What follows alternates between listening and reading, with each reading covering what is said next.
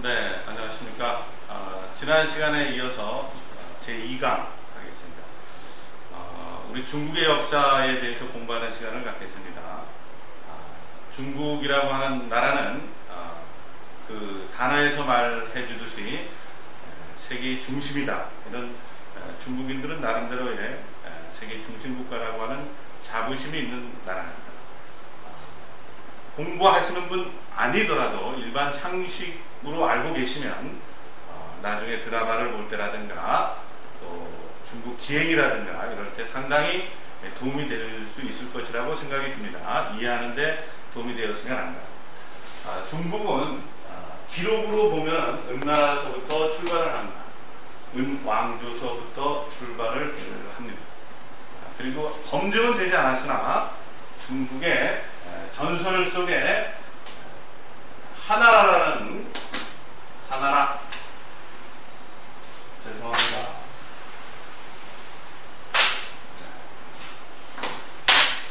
오늘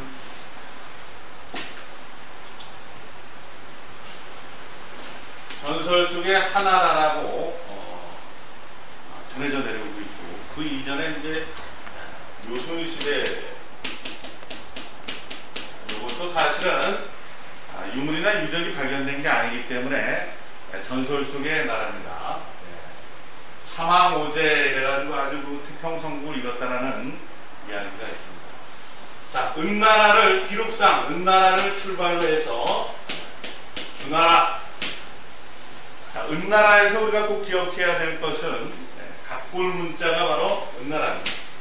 은나라가 있었다라는 것은 화강 유역에서 발견된 유적지, 은어를 통해서 우리가 은나라의 생활을 알 수가 있죠.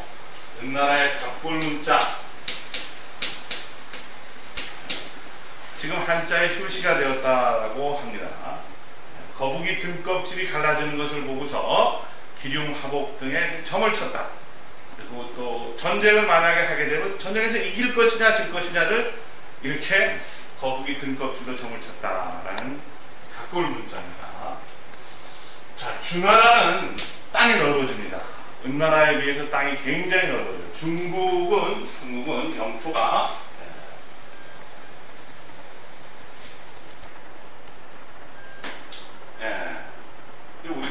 우리나라가 있죠. 주나라, 은나라는 은나라는 지금 산둥반도 앞쪽에 황하 양지강 사이에 자리 잡고 있던 나라입니다. 그러던 은나라가 상당히 커집니다. 주나라. 자, 이렇게 커지다 보니까 주나라의 왕이 살고 있는 궁궐, 즉 수도에서 나머지 지방을 통제하기가 굉장히 힘들어집니다.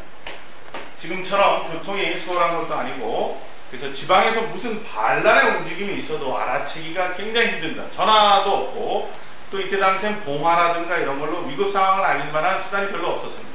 그래서 지방을 왕이 지배하기가 굉장히 곤란해지죠.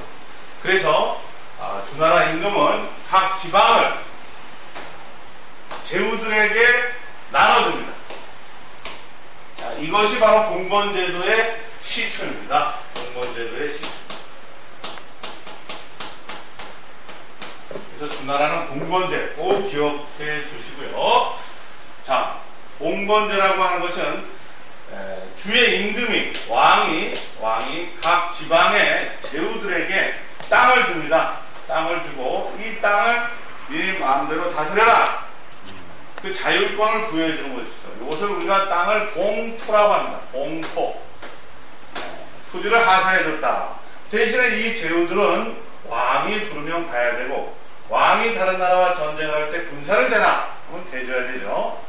그렇지만 왕으로서는 이 제후들이 정말 믿음직한 사람이어야 합니다.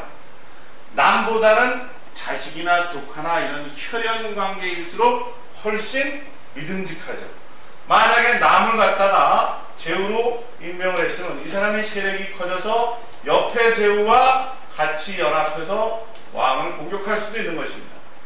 그렇기 때문에 이 제후들을 주로 혈연관계로 맺어집니다. 그래서 두 나라의 봉건제도는 혈연관계다라는 게 굉장히 중요해요. 혈연. 요것이 바로 유럽의 봉건제도와의 차이점입니다. 유럽의 봉건제도와 두 나라의 봉건제도 차이는 유럽은 계약에 의한 것이다. 그러나 두 나라는 이런 혈연관계다. 이렇게 설명을 할 수 있습니다. 자, 그런데 처음에는 왕과 각 지역의 제후와 조카의 관계다. 그렇지만 세월이 지나면은 갑의 자식과 이 왕의 자식과 촌수는 점점 멀어지게 되는 것입니다. 처음에는 3촌 관계였지만 4촌, 5촌, 10촌, 20촌까지도 넘어갈 수 있죠. 즉 혈연이 관계가 완화된다는 것입니다. 피해 관계가 희석된다는 것이죠. 그러니까 나중에는 저 왕과 나하고는 먼 친척이라고 하는데 에이 마음에 안 들어. 그러면 옆에 있는 사람하고 옆에 있는 제후하고 합작을 해서 야 우리 하나로 묵자, 통일하자, 그리고 한번 대보자, 들이대보자, 이렇게 나올 수가 있습니다. 이렇게 실질적으로 나왔죠. 그것이 바로 두 나라의 봉건제도의 한계점, 즉 혈연이 세월이 지나면은 느슨해진다. 이것 때문에 생긴 것이 바로 춘추시대.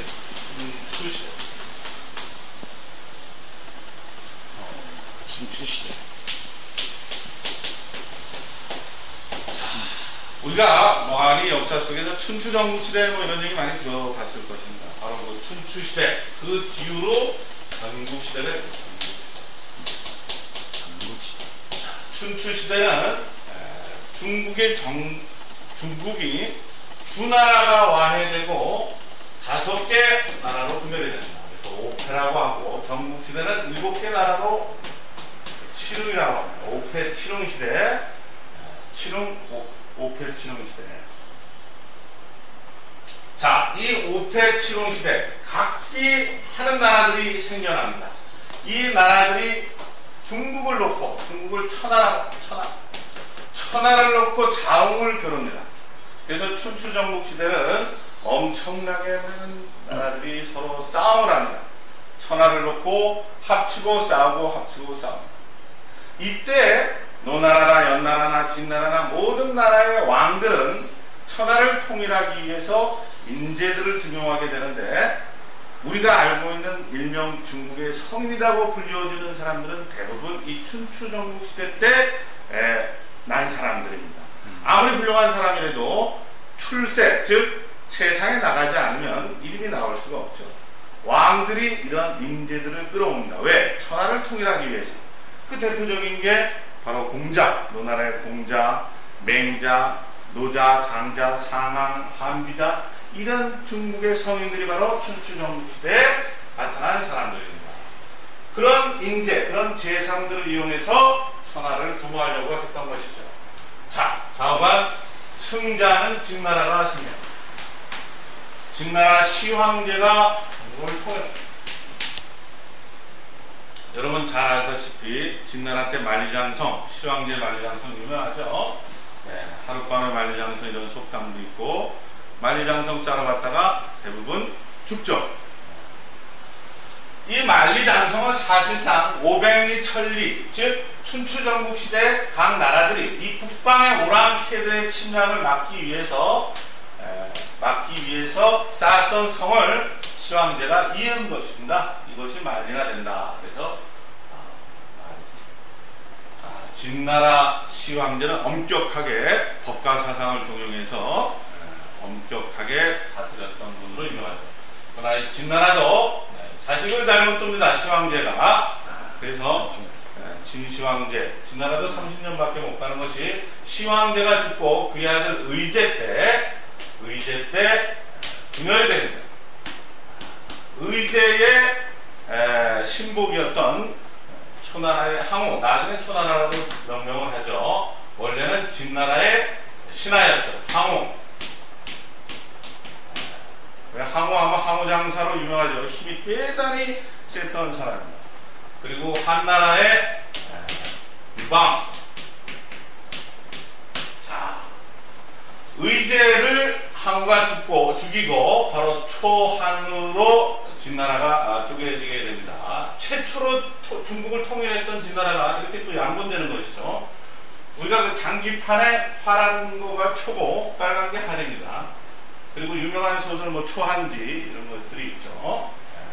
이때도 많은 인재들이 항우편에 서서 유방편에 서서 활약을 합니다. 자, 이 한나라, 자, 누가 승리를 하냐? 한이 승리합니다. 천하장사 항우도 한의 유방에 의해서 축출되죠. 그래서 바로 우리가 이 한나라가 한문할 때 한나라 이렇게 되는 것입니다. 그래서 한이 승리합니다. 바로 이 한에 의해서 한이 지난 시간에 말씀에 우리 고조선을 침략했다 그랬죠? 네. 그러니까 한이 대단히 셌었습니다. 한이 고조선을 침략하고서 한 사군을 우리나라에 배치해서 우리나라를 다스렸죠. 고조선을.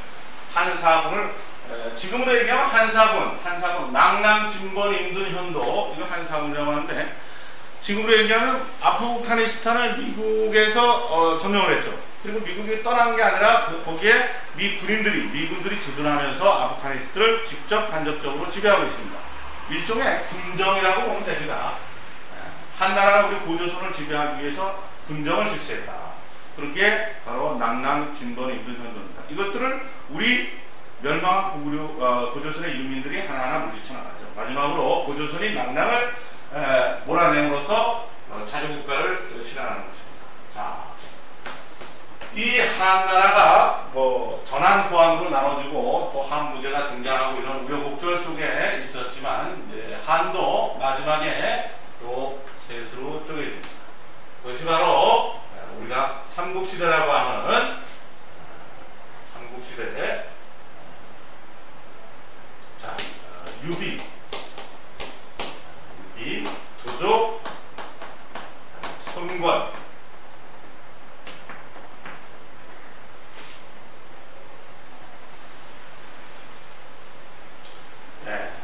조조의